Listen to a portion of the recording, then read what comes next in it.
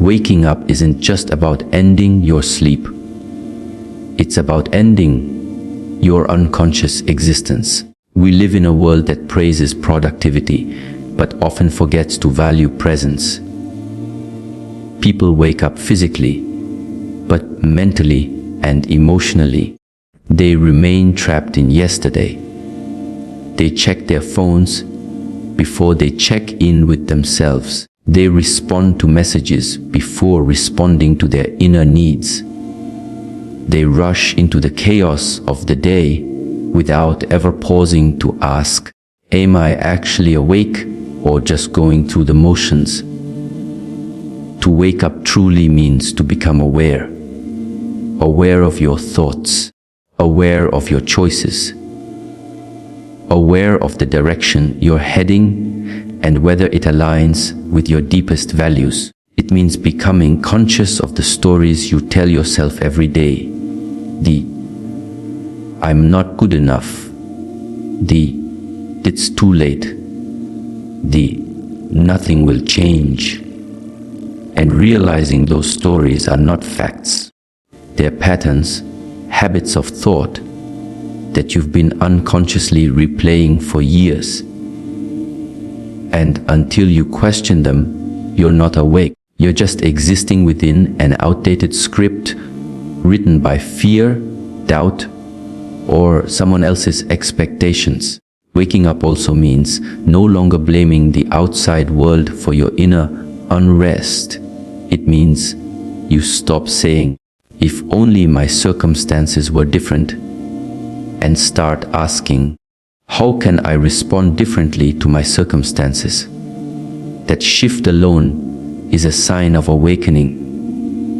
The moment you move from victimhood to self-leadership, you realize you may not control every event, but you can always control your interpretation, your reaction, your focus, and perhaps most importantly, to wake up is to feel again. To feel the weight of a sunrise, to feel the importance of your breath, to feel gratitude for the chance to simply be. It's about reconnecting with life on a deeper level, beyond achievements, titles, and social comparison. When you are truly awake, you no longer chase life. You experience it moment by moment, fully aware that everything you need to transform your life is already within you. Real, lasting transformation doesn't start with changing your environment, your job, or the people around you. It starts with changing your mind. And the starting point of that change is mental clarity. Without it, you're not choosing your life, you're reacting to it. Think of your mind like a lens. If the lens is fogged up with stress, fear, noise, and emotional clutter, you can't see your options clearly. You can't make wise decisions. You second guess yourself. You overthink everything. And when your mental space is packed with distractions, social media, worries about the future, or regrets from the past, there's no room for vision. No space to dream, to reflect, to connect with your purpose. You're too busy surviving the noise to hear your own inner truth. Mental clarity is the art of learning to quiet the storm within so that you can see what matters most. It's not just about thinking positively or trying to control your thoughts. It's about creating enough internal space so that the truth can rise to the surface. Clarity brings insight, the kind that cuts through the confusion and shows you what step to take next, even if it's a small one. We often underestimate how much clutter lives in our minds. We carry invisible baggage from conversations, arguments, unmet expectations, self-criticism, and fears that were planted in us long ago. These things accumulate silently.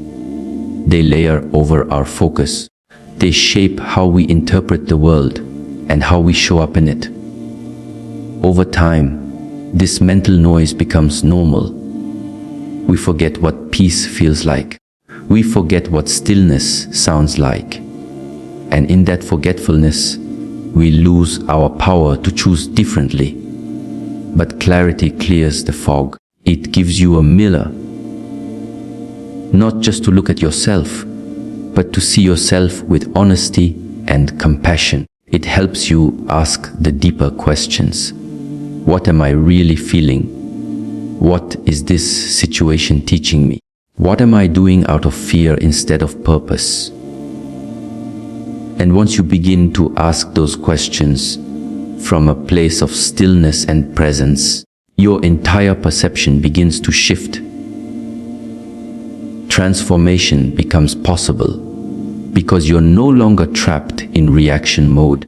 You're operating from awareness, not impulse. You're acting from vision, not confusion. The world around you might not change overnight, but how you see it and how you respond to it does. And that internal shift becomes the spark for external change. When your mind is clear, your path begins to reveal itself. Your decisions become lighter. You're everything you experience externally.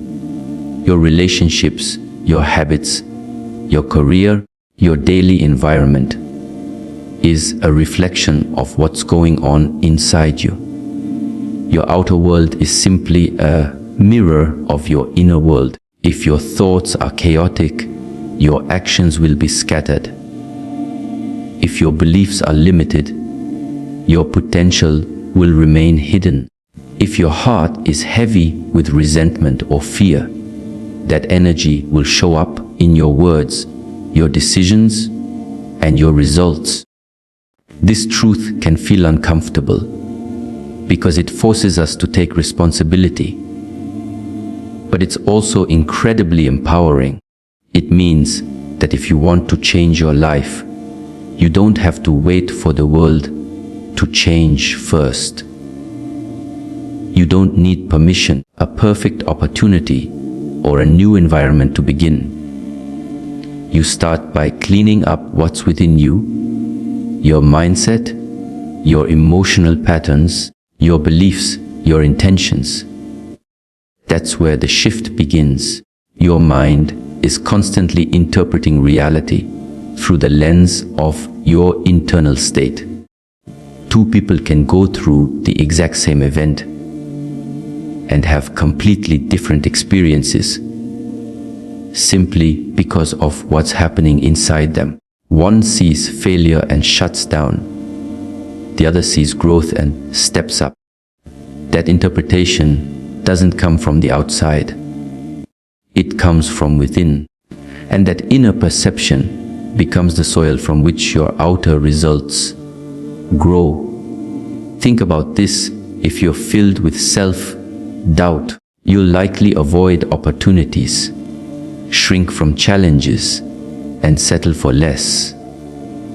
Not because the world is rejecting you, but because you're rejecting yourself first. If you're always expecting disappointment, you'll find a way to confirm that belief, even in moments of progress. On the flip side, if you're grounded in confidence, gratitude, and clarity, you'll naturally attract better experiences. Not because you're lucky, but because you're aligned. Even your relationships are shaped by an inner world. If you don't feel secure within yourself, you'll constantly seek validation from others. If you haven't forgiven your past, you'll carry unresolved pain into every new connection. If you're stuck in scarcity, you'll sabotage abundance. Your energy introduces you before your words do. People don't just hear what you say, they feel what you carry. That's why inner work is not optional. It's foundational.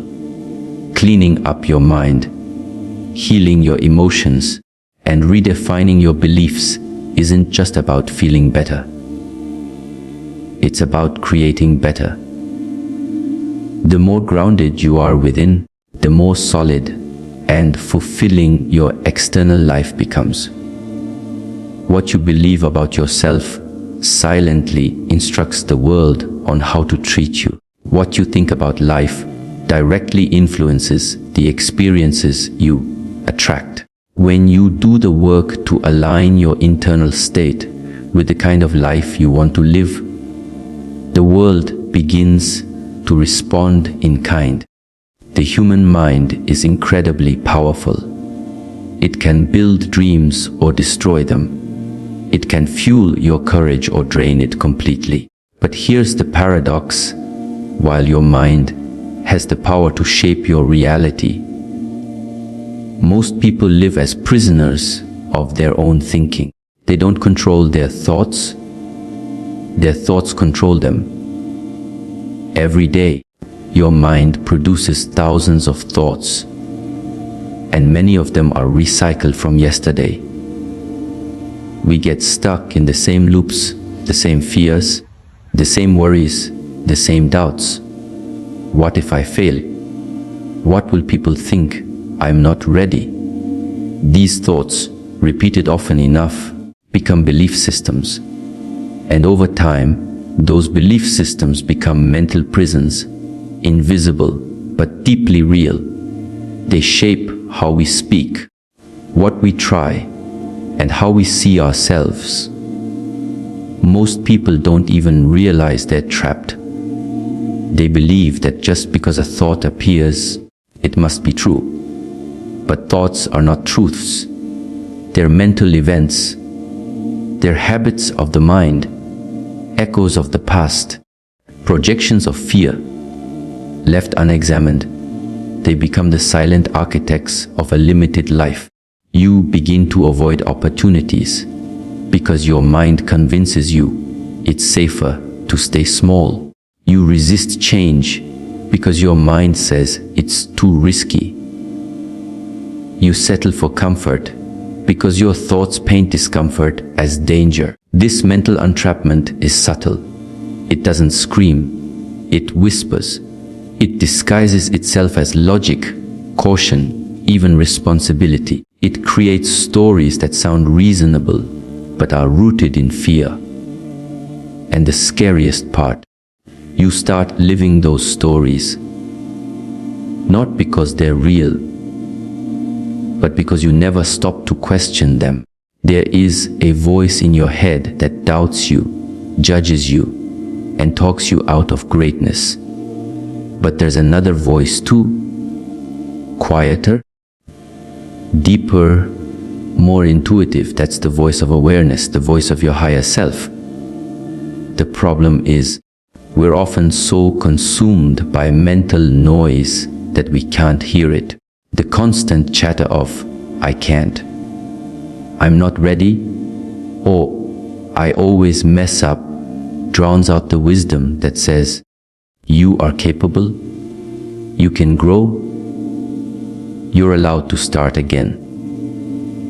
To escape the trap of your own thoughts, you have to become the observer of your mind, not its puppet. You have to practice stillness, mindfulness, and reflection, not as trends, but as survival tools for mental freedom.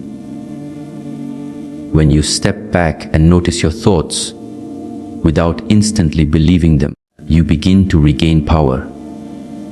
You start to see the difference between your truth and your triggers, between your intuition and your insecurity. The mind is like a garden. If you don't tend to it, weeds of fear and doubt grow by default. But if you cultivate awareness, compassion, and discipline, you can plant new thoughts.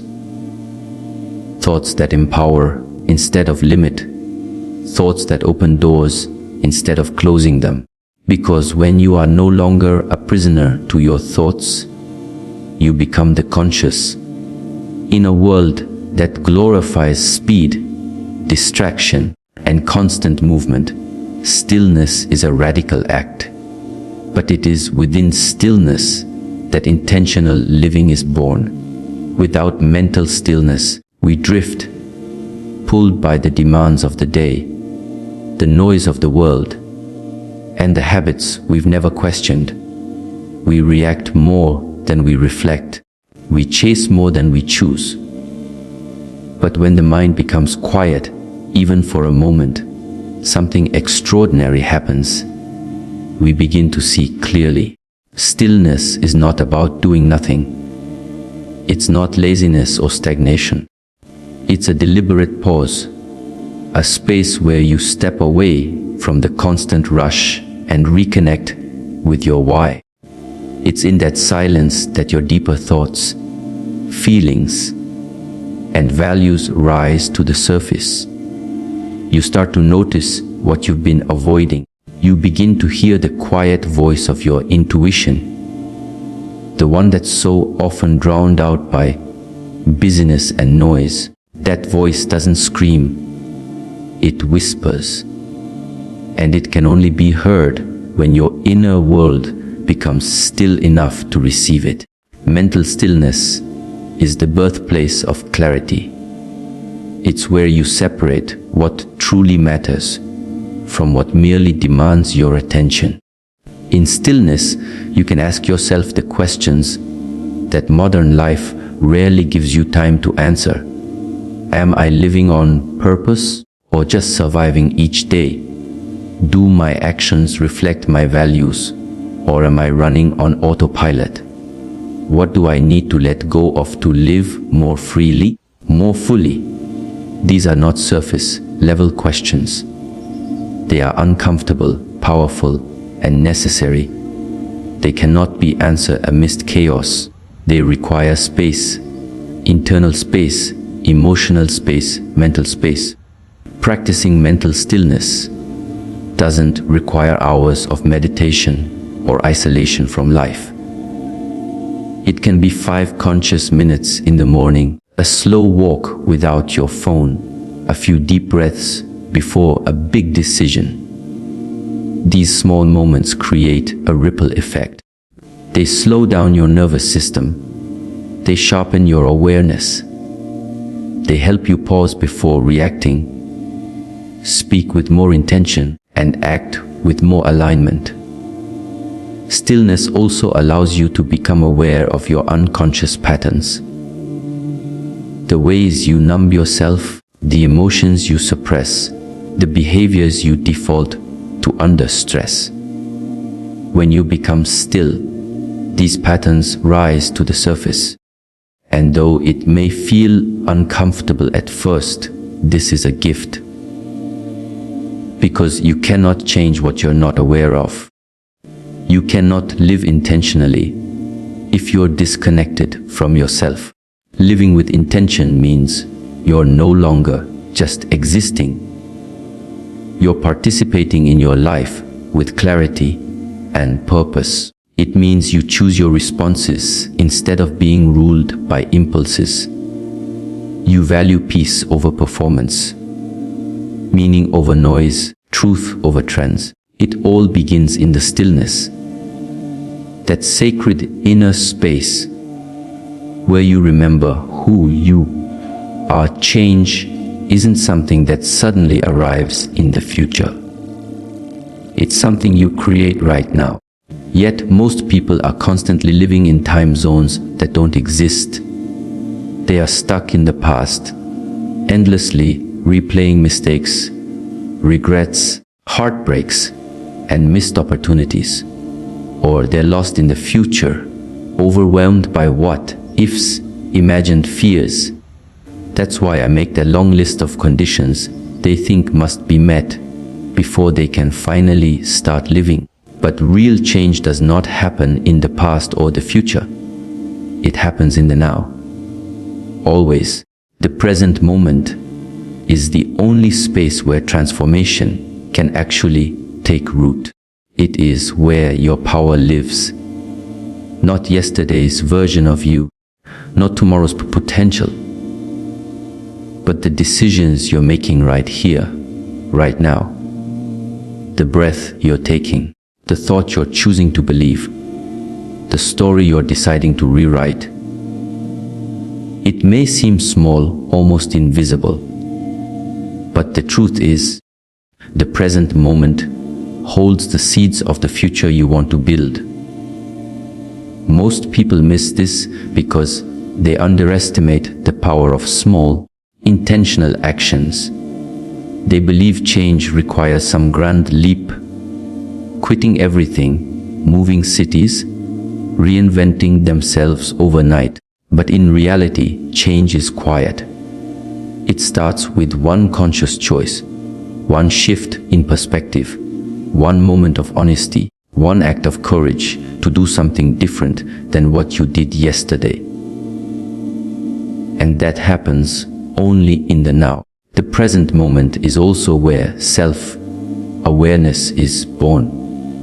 When you fully arrive in the now, without judgment, without distraction, you begin to see your habits, your triggers, your fears, and also your strength, your resilience, your values. You start to live with a different kind of attention. Not scattered, not rushed, not numb, but grounded, alert, alive. That presence becomes your foundation for growth. Because if you are disconnected from the present, you are disconnected from yourself. Even healing happens in the now. You can't go back and change what hurt you, but you can shift how you relate to it now. You can't skip ahead to the day you feel confident or whole, but you can choose to treat yourself with kindness in this moment. That's how wounds begin to close. That's how new habits take root. That's how you begin to rewrite the narrative you've been living in. The present is where clarity meets action, where awareness becomes decision. It's where you stop waiting for life to feel different and start making life be different, moment by